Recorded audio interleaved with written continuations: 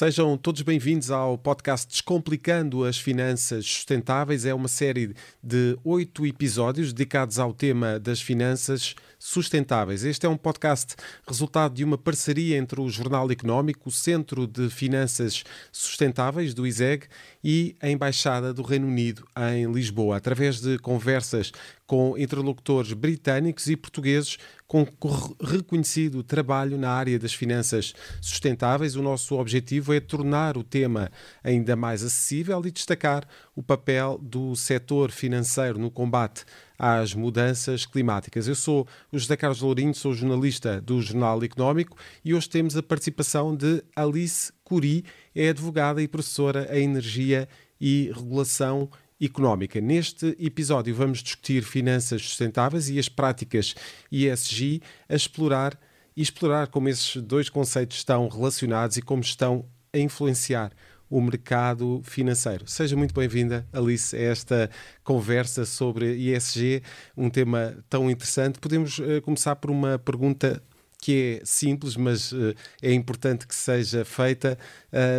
Perguntar então quais são os fatores ESG e quais são as práticas de governança corporativa sustentável que as empresas podem adotar.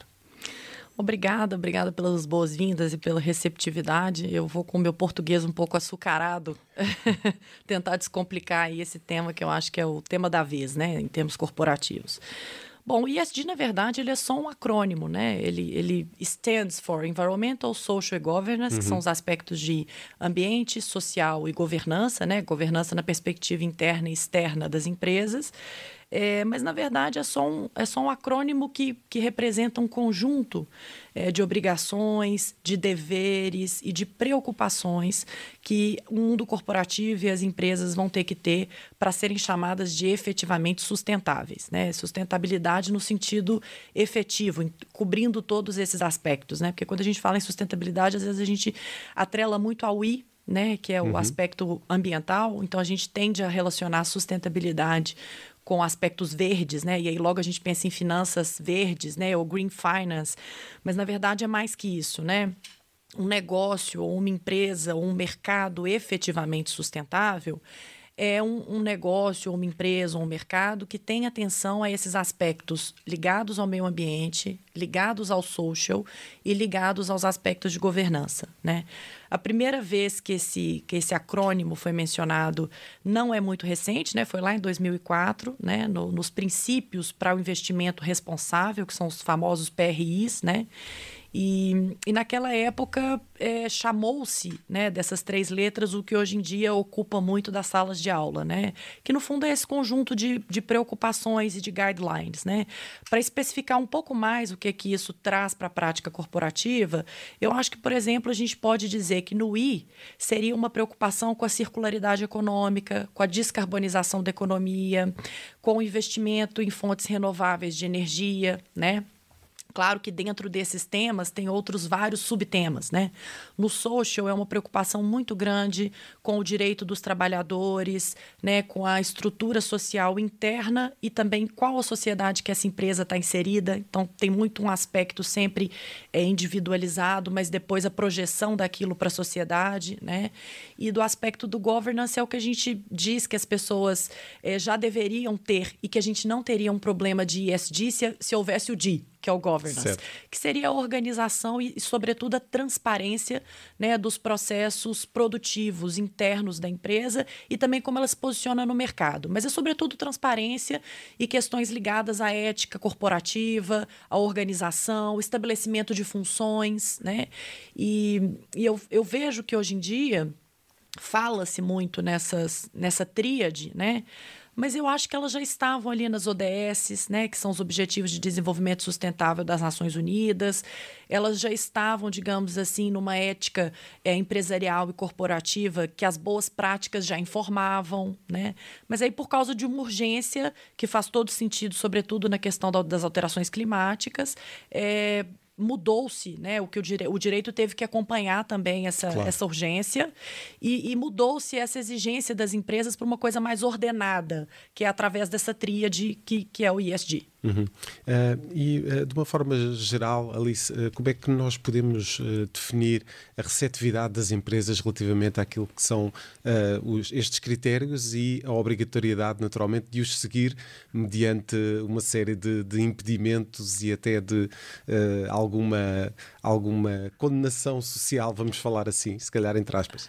Não, sim, eu acho que nem entre aspas, não. Muitas empresas tiveram que receber bem por uma questão de impacto na imagem, né? E essa parte da relação da comunicação da empresa com a sociedade ficou muito afetada, porque antes esse era um tema dos ambientalistas, né, ou dos ativistas, ou de alguns economistas muito pontuais, né? Hoje em dia, essa preocupação com a sustentabilidade efetiva é um tema de todos, é um tema transversal.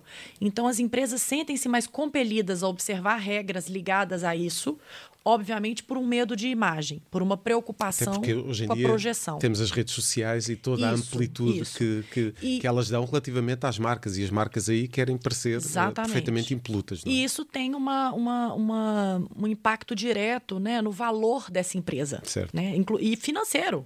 Isso é finance. Pois um está atrelado ao outro, naturalmente. Exato. O valor dessa empresa e o valor do produto que essa empresa produz ou do serviço que ela presta está diretamente relacionado com essa imagem, né?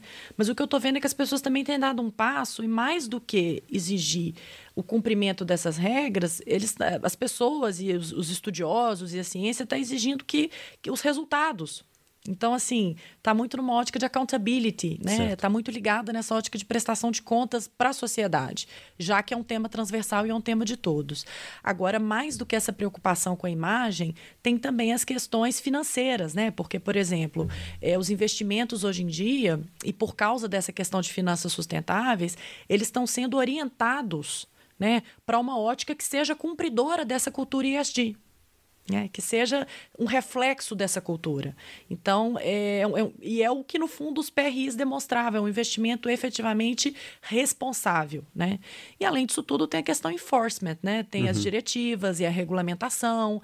Então, se antes era algo mais abstrato e muito numa ótica recomendativa, de recomendação, né, orientativa, desculpa, até mais do que recomendação orientativa, hoje em dia já são coisas a cumprir, né? Espalhadas nas diretivas, no caso da União Europeia, espalhadas nas diretivas da União Europeia, em caso de outros países, espalhadas na legislação.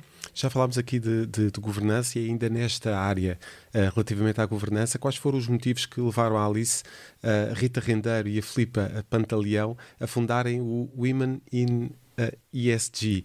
Como é que esta iniciativa pode acelerar a agenda ESG em Portugal? Olha, essa é uma história interessante, Zé, porque nós três, eu, a Rita e a Filipa, já trabalhávamos e trabalhamos com essas áreas ligadas ao ESG, né? Então, eu sou de energia, a Filipa é de circularidade e aproveitamento de resíduos, e a Rita é até do Sustainable Finance. Na verdade, sempre veio do Finance, veio da banca e especializou depois em Sustainable Finance. Então, como a gente já trabalhava com essas áreas, a gente já tinha uma sensibilidade muito apurada a respeito da igualdade ou desigualdade de gênero nessas áreas, né? E convivíamos, digamos assim, com isso diretamente. E já éramos próximas a título informal. Eu, quando voltei, eu sempre vou às conferências das Nações Unidas, e quando voltei agora dessa COP27, que ano passado foi no Egito, voltei muito incomodada com o speaking time das mulheres. Conheci mulheres fantásticas, mesmo num ambiente, né, no continente africano, numa realidade muito antidemocrática. Conheci mulheres fantásticas, conheci pessoas que me marcaram, por exemplo, a ministra de Finance da Nigéria, mas vi essas mulheres falando pouco. Na mesa de negociação, sobretudo quando o assunto era dinheiro, e aí na mesa de negociação, por exemplo, do valor do budget, né, para loss and damages, ou do budget para financiamento sustentável, em que presidia as sessões o presidente do World Bank, as mulheres falavam super pouco. E aí depois eu fui investigar, e isso de fato é um dado apurado.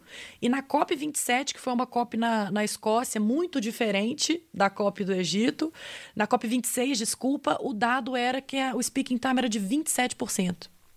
Então, se naquela COP da Escócia, que eu notadamente percebi uma maior inclusão de gênero, o speaking time já era baixo, eu estou até com medo de quando esse relatório for apurado para Sharm el-Sheikh, porque aquilo realmente vai ser uma coisa. E aí voltei muito incomodada com isso, voltei lendo mais sobre igualdade de gênero e desafiei as duas. Falei, E vamos já falar mais desse desafio, é já a seguir, na segunda parte deste videocast.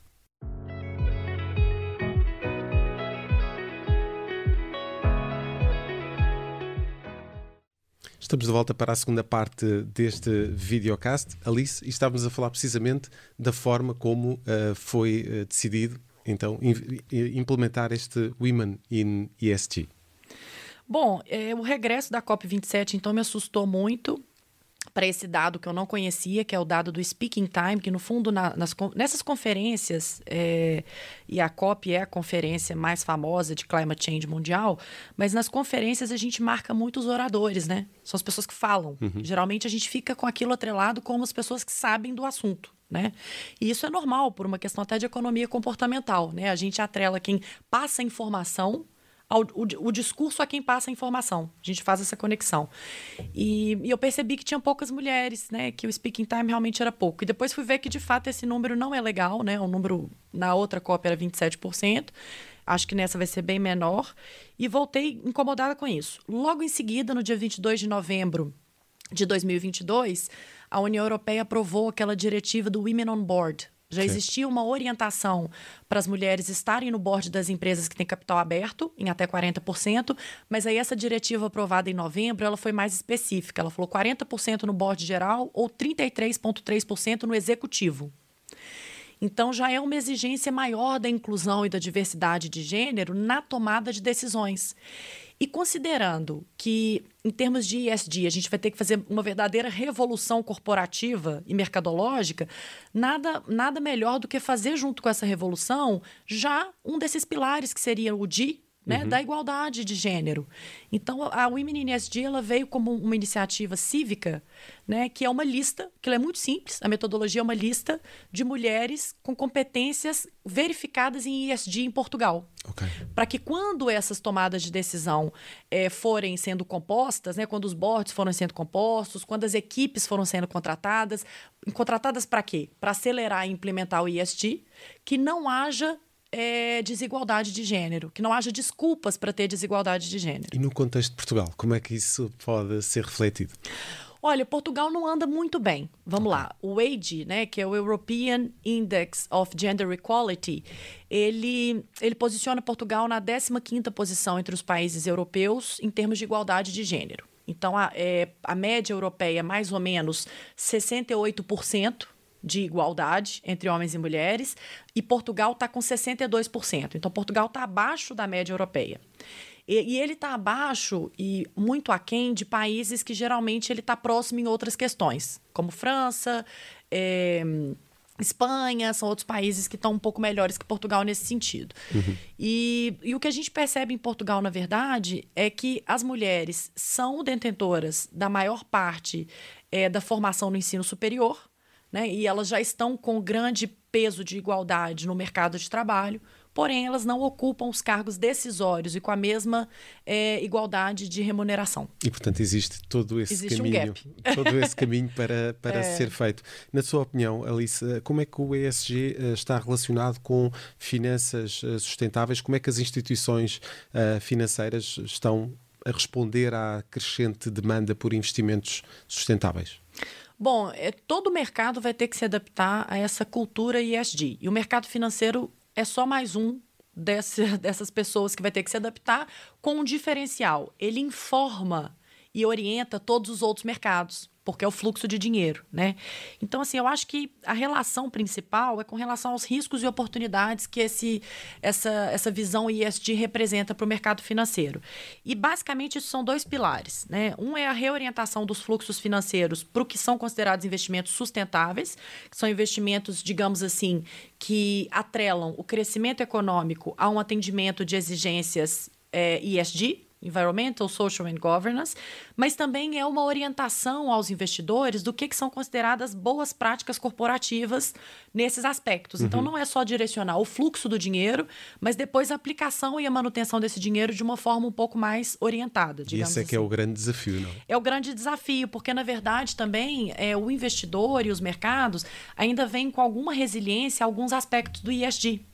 tem medo de ser pouco lucrativo ou de não ter um retorno imediato. Então, essa ponderação de riscos e oportunidades vai ser muito informada por uma área, digamos assim, do ESG, que é o Sustainable Finance, que são os investimentos sustentáveis ou finanças sustentáveis. Uhum. Na sua opinião, Alice, por que é que o ESG tem se tornado um fator relevante no mundo corporativo? Qual é aqui o interesse das empresas em compreender o ESG e já agora em termos de regulamentação, como é que esta está a ser implementada? Se há aqui, de facto, um equilíbrio.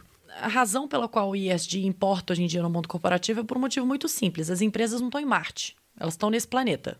Elas não estão alocadas, né, na Via Láctea em qualquer lugar.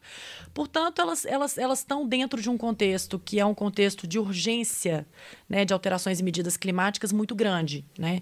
Então, o ESG vem para endereçar algumas práticas que já deviam ter sido implementadas há algum tempo, mas não foram, e agravaram essa crise climática, energética, negocial que a gente vive hoje em dia.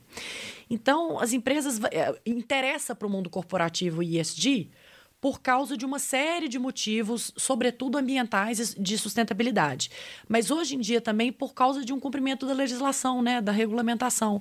A gente tem os PRIs aí desde 2004, que já eram princípios, né, de orientação para os países, já tinha as ODS, né, que eram Objetivos de Desenvolvimento Sustentável da ONU, e agora a gente tem regulamentação mesmo, né? Tem o Green Deal, né, e tem os packages, principalmente da União Europeia, e as diretivas que são muito específicas com relação aos padrões de transparência, governança, ao atendimento com relação à descarbonização, as metas, na verdade, para a redução das emissões de carbono e portanto, tudo muito quantificável, não é, muito quantificado. Eu acho essa é que é a diferença para os parâmetros que existiam anteriormente. Exato. Eu acho que antes estava muito num contexto de recomendação, orientação, e hoje virou parte de uma ciência que quantifica, que tem indicadores, né, que tem metodologias, que tem taxonomias.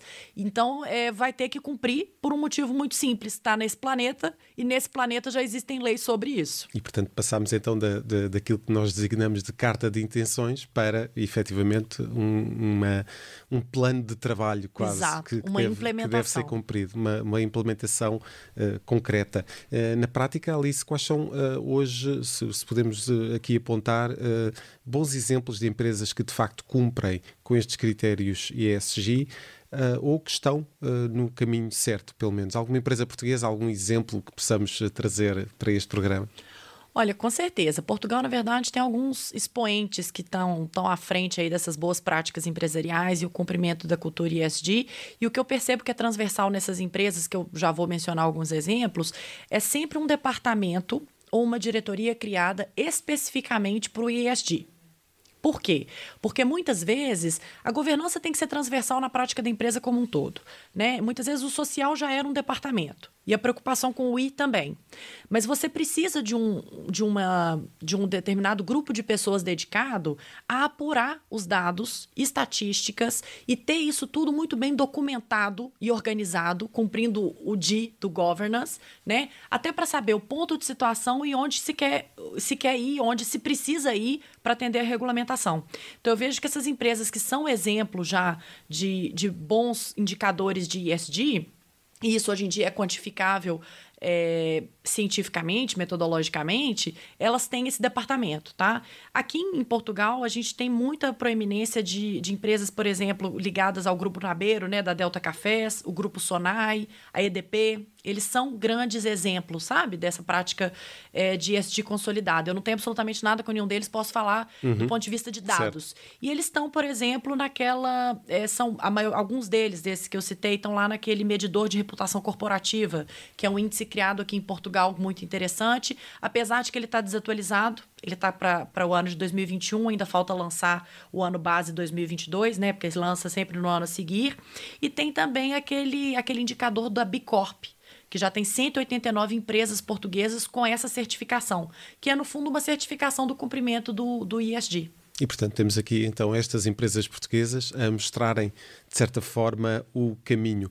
Vamos fazer mais um pequeno intervalo e já a seguir vamos falar de como é que as empresas podem apoiar as mulheres nos critérios, na implementação dos critérios ESG. É já a seguir.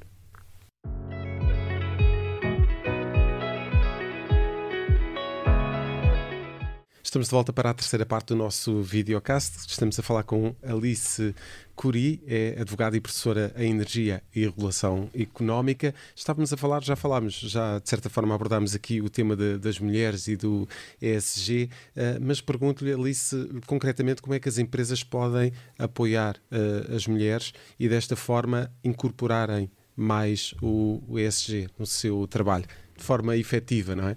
É muito importante. Esse é que é o grande desafio. Sem dúvida, é muito importante para esse pilar do D, né? Mas como eu disse numa conversa que a gente já teve anteriormente, também para o S e com fortes impactos no I, por vários motivos, né?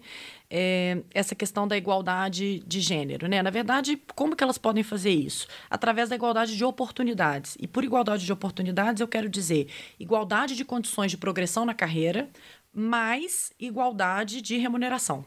E quando eu estou falando progressão na carreira, é muito também a possibilidade de acesso a esses cargos de decisão, né? É um lugar no board, é um lugar no C-level, né?